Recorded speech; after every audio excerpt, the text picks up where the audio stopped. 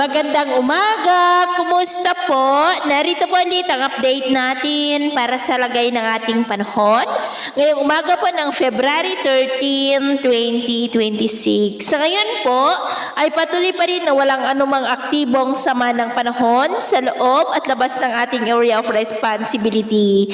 Papahina na rin ang hanging amihan pero nakakaapekto pa rin lalo na dito sa Northern at Central Luzon at ang shear line ay nakakaapekto sa Southern Luzon at easterlies naman sa may Visayas at Mindanao. At sa atin naman pong long range forecast, wala pa rin naman pong bagyo na nakikita na tatawid sa ating kalupaan hanggang sa susunod na 2 linggo ay posible po na storm free tayo pero hindi pa rin inaalis ang posibilidad na maaari na may sama ng panahon na biglang mabuo sa silangan ng ating bansa sa susunod po na mga araw.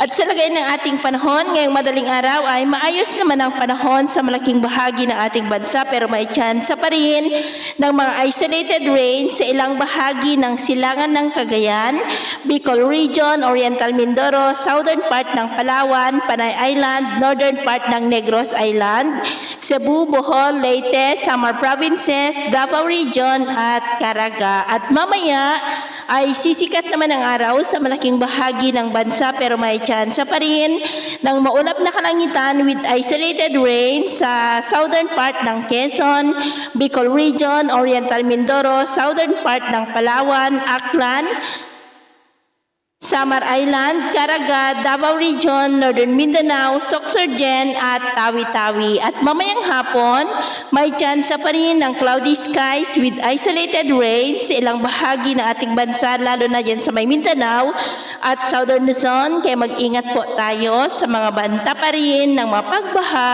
at pagguho ng lupa. At sa atin naman po mga baybayin, maalon pa rin sa silangang baybay ng Luzon hanggang dyan po sa Northern Samar Seaboard ng mga alon ay posibleng aabot hanggang po sa 1.5 to 2.5 meters height. Hanggat maaari ay iwasan na po muna natin ang papalaot dyan sa mga may kulay pula para po mas makaiwas sa mga sakunang pangkaragatan.